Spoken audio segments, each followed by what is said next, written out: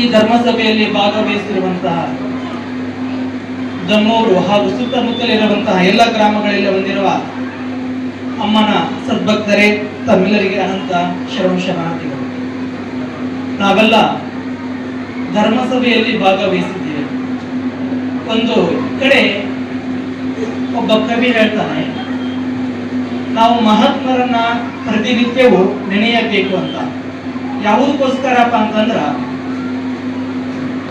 ನಮ್ಮ ಮನಸ್ಸಿನಲ್ಲಿರುವಂತಹ ಕಲ್ಮಶಗಳು ಹೋಗ್ಬೇಕಪ್ಪ ಅಂದ್ರೆ, ನಮ್ಮ ತಲೆಯಲ್ಲಿರುವಂತಹ ಕೆಟ್ಟ ಕೆಟ್ಟ ವಿಚಾರಗಳು ಹೋಗ್ಬೇಕಪ್ಪ ಅಂತಂದ್ರ ಪ್ರತಿದಿನ ದೇವಸ್ಥಾನಕ್ಕೆ ಮಹಾತ್ಮರ ದರ್ಶನವನ್ನ ಪಡೆಯಬೇಕು.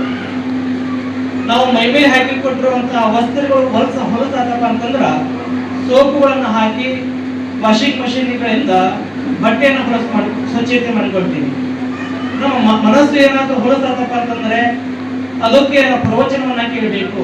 ಮಹಾತ್ಮರ ಕಣ್ಣುಗಳಿಂದ ನಾವು ದರ್ಶನ ಮಾಡ್ಕೊಳ್ಬೇಕು.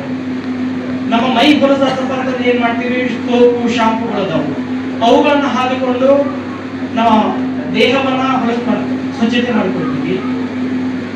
ಈ ಕಟ್ಟಡ ಹೊಲಸಾದಪ್ಪ ಅಂತಂದ್ರೆ ಕಸ ಹೊಡೆದು ಸಾರಣಿ ಹಾಕಿ ಸ್ವಚ್ಛ ಮಾಡ್ಕೊಳ್ತೀವಿ.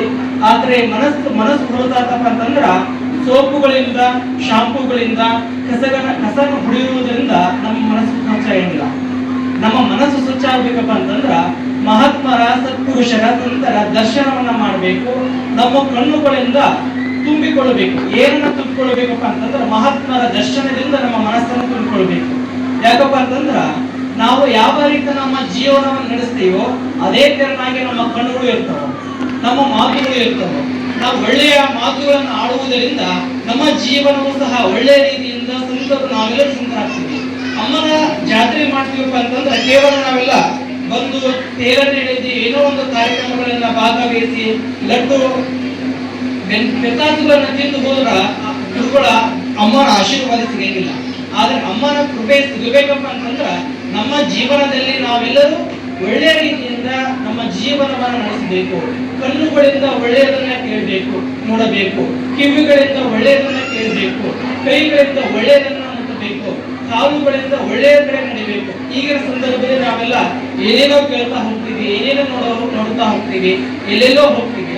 ಆದ್ರೆ ಅವುಗಳಿಂದ ಎಲ್ಲವನ್ನ ತೊರೆದು ನಮ್ಮ ಜೀವನವನ್ನ ಪಾವನ ಮಾಡ್ಕೊಳ್ಬೇಕಪ್ಪ ಅಂತಂದ್ರ ಅಮ್ಮನ ದೇವಿಯ ಆಶೀರ್ವಾದ, ಇಂತಹ ಸತ್ಪುರುಷರ ಆಶೀರ್ವಾದವನ್ನ ಪಡೆಯಬೇಕು ಅಂತ ತಮ್ಮೆಲ್ಲರಿಗೂ ತಿಳಿಸಿ, ಮೊನ್ನೆ ನಮ್ಮ ಪೂಜ್ಯರಾದಂತಹ ಗೋವರ್ಧನಾನಂದಪುರಿ ಮಹಾಸ್ವಾಮಿಗಳವರು ನಮ್ಮ ಕಾರ್ಯಕ್ರಮ ಭಾಗವಹಿಸಿ ತಾವೆಲ್ಲ ಜಾತ್ರೆಗೆ ಬರಬೇಕು ಅಂತ ನಮ್ಮೆಲ್ಲರನ್ನ ಆಹ್ವಾನವನ್ನು ಬರಮಾಡಿಕೊಂಡಿದ್ರು. ಆ ತೆರನಾಗಿ ಪೂಜ್ಯರ ಅಪ್ಪಣೆ ಮೇಲೆಗೆ ನಾವೆಲ್ಲ ಈ ಕಾರ್ಯಕ್ರಮಕ್ಕೆ ಬಂದು ಇದೇ ಮೊದಲಿಗೆ ನಾವು ನಿಮ್ಮ ಜಾತ್ರೆಯಲ್ಲಿ ಭಾಗವಹಿಸಿದ್ದೀವಿ. ನಮಗೆ ಬಹಳ ಸಂತೋಷವಾಗಿದೆ ಅಂತ ತಿಳಿಸಿ, ಮೊನ್ನೆ ನಮಗೆ ಪಟ್ಟಾಧಿಕಾರ ಸೋಮಸಮುದ್ರ ಗ್ರಾಮದ ಎಲ್ಲ ಸುತ್ತಮುತ್ತಲಂತ ಎಲ್ಲ ಗ್ರಾಮಸ್ಥರು ಬಂದಿದ್ರು. ನಿಮ್ಮ ಊರಿಗೂ ಸಹ ನಾವೆಲ್ಲ ಬಂದು ನಿಮ್ಮೆಲ್ಲರನ್ನ ಆಹ್ವಾನ ಮಾಡಿದ್ದೀವಿ. ಆ ದಿನದಲ್ಲಿ ನಮ್ಮ ಗೋವರ್ಧನಾನಂದಪುರಿ ಮಹಾಸ್ವಾಮಿಗಳವರ ಪರಿಚಯಾಗಿ ಬಹಳ ಒಳ್ಳೆಯ ಪರಮ ಪೂಜ್ಯರು ಅವರು ಹೆಂಗದರಪ್ಪ ಅಂತಂದ್ರ ದೊಡ್ಡವ್ರ ಜೊತೆ ದೊಡ್ಡವರಾಗಿರ್ತಾರ, ಸಣ್ಣವ್ರ ಜೊತೆ ಸಣ್ಣವರಾಗಿರ್ತಾರ.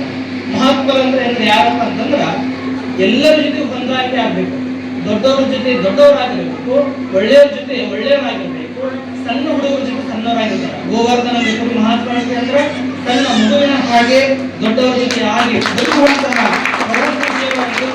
ಸಂತೋಷದಿಂದ ತಮಗೆಲ್ಲರಿಗೂ ತಿಳಿಸಿ, ಅವರ ಕೃಪೆ ಅಮರ ದೇವಿಯ ಆಶೀರ್ವಾದ ಸದಾಕಾಲ ತಮಗೆ ಇರಲಿ ಅಂತ ಹೇಳಿ ನನ್ನ ವಿರಾಮ ನೋಡ್ತೀನಿ.